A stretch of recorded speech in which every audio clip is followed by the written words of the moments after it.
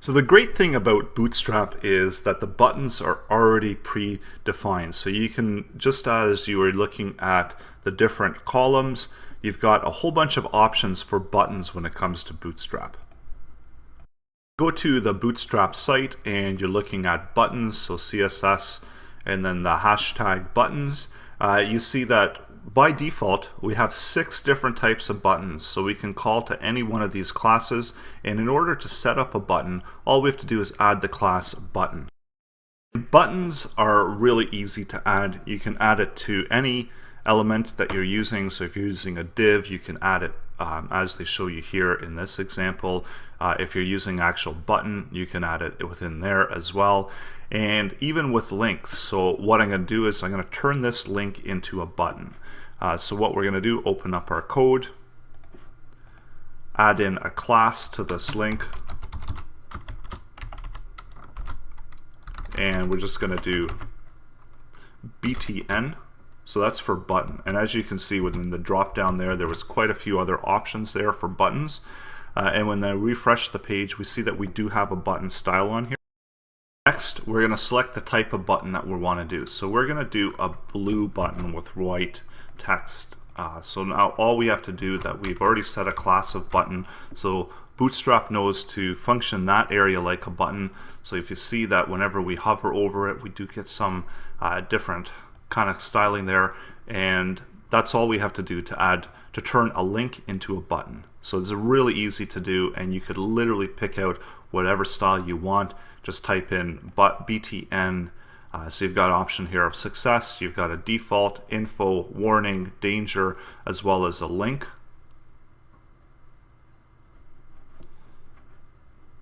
So here I believe this just turns it back into a link, so you wouldn't really necessarily need to do that if you've already got a hyperlink.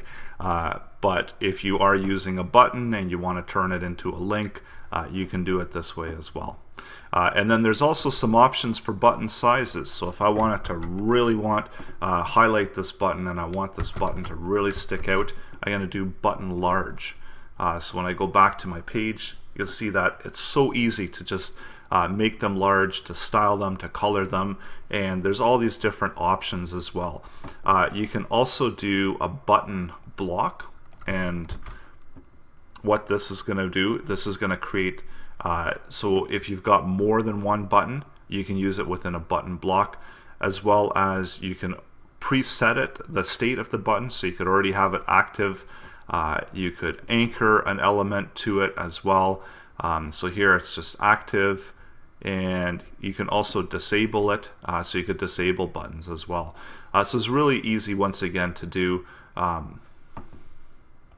This one probably isn't the best example of being disabling a button, because the button type is already there, so they're putting it there. But you also have the option to do disabled within the button class. So here we've got a link here, and we're just going to disable that button, so that also is going to disable that link, so we can no longer click it.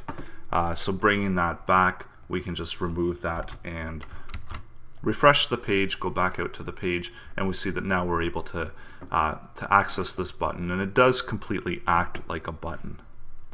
So there are a bunch of examples here. So again, it is worthwhile looking through if you are working with buttons, and there's a whole bunch of examples here that you can use. Typing in within my Dreamweaver here, I do see that I do have a drop down for a bunch of options here for buttons. If I could get that to show up again. So when you are creating buttons, you do get these drop down. So now I just had it show up again, and now it just disappeared again on me. So this is just something that Dreamweaver is doing, and we can see here that we do have a whole bunch of options for buttons, button sizes, the button info, so those are just different styling classes, and it makes it just look different. So when you are working with buttons, actually there are a few really good tools online, and one of my favorite ones is from PLU Go Labs, and they have a button generator. So this is really cool because it actually allows you to add in all these glyphicons as well, and you can really make really cool buttons. So make a button, and you can see here in the preview on the right hand side, it's actually showing me what the button's going to look like. So if I want a default size, if I want a large one, if I want a mini one, whatever I want, and then here we can go through all the different colors. So this is great if you're trying to style out your button, you want to see what it's going to look like. So you want to make a red button, and again, this is only going to be red within the default styling of Bootstrap. If you're using another theme color, your buttons are going to be different.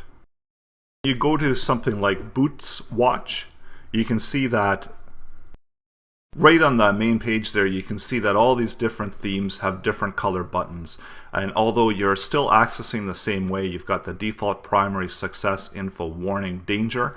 You're going to, as we go along within this course as well, you're going to be able to note that these 6 default classes for buttons are also going to be used for styling other elements within Bootstrap as well. And depending on whatever theme you've picked, so Space Lab is a little bit brighter. Some of these are completely different as to what you have on the default Bootstrap. So here, if you go to Journal Style and you go Preview, you can see that their buttons are going to be a lot different than the default Bootstrap buttons. And even if you're using a generator, you got to be mindful that these default will now be gray instead of white, and so on. So this one will be yellow, warning will be yellow, it will no longer be orange. So just keep that in mind when you are designing buttons on these button generators, because your CSS, if you're using a theme or if you're using a specific color set for your Bootstrap layout, it's going to be different than what you're going to see within this preview area. So here, but it is going to match up to whatever the danger is. It's going to match up to whatever danger is within here. So if we had this theme, for example, danger over here in journal would be orange, it would no longer be red. So within the button, you've got availability to generate button type. So these are all the different types of buttons that you can have. As well, you can use buttons and divs, you can use buttons wherever you want to use buttons. As long as you're attaching that class, that particular element is going to function as a button. So here they've got 4 different button types. Probably the most common way of doing buttons. Of course, you could also do a div and have that div listen to it within JavaScript or jQuery on click, and then button functionality work within that format. So the whole idea of buttons is that they're clickable, and Bootstrap really makes them fun to click.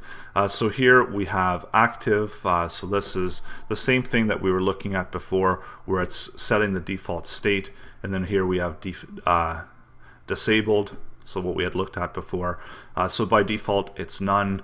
Also, we've got a width, so we've got ability to change the auto width, so it changes the button to a block style. So kind of like what we were looking at over here, button block takes up the entire width, and by default it's just auto, so it's going to add some padding around the text and make it within this size. So large is going to have more padding, larger font, so on. You also have the ability within this generator to add an icon. So if you want to remove the icon altogether, you can just X that. If you want to have an icon, which really does make the buttons a lot more attractive to have that icon.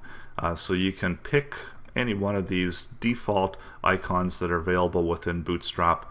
So again, this makes Bootstrap really functional and cool. And you can also adjust the icon position. So if you wanted the icon on the right or the left, and you can see here within the HTML code all that this is doing. So we've set it here on the right hand side, we've set the button, and you can see that this code here is going to be what our output is going to be. So depending on what glyphicon we're picking is going to set that just as a class. So it's already outside of that external, and this is just standard code within Bootstrap to set these icons. We're going to also look at that in the next lesson as well, but this again, standard code to set the icons, and here is just the regular text between the H tags. So if you do a button, it's slightly different, but again the same type of idea where you've got a button tag for HTML, and you've got the content in the middle, and you've got the make a button. So submit doesn't have options for the icon for obvious reasons, because you're setting a value of the input, and the same with input. So those standard form buttons don't have options for the icon. So again, keeping that in mind, if you do want to have an icon, you might have to use some JavaScript or some additional functionality built in order to get a form to submit if you wanted to have that icon on the form. Again, we're including all of these links within the resource file. It's a downloadable PDF resource file that's available within this course, and we're going to have all of these links within there as well. And it is a great site to kind of play around and get a better feel of what you can do with buttons.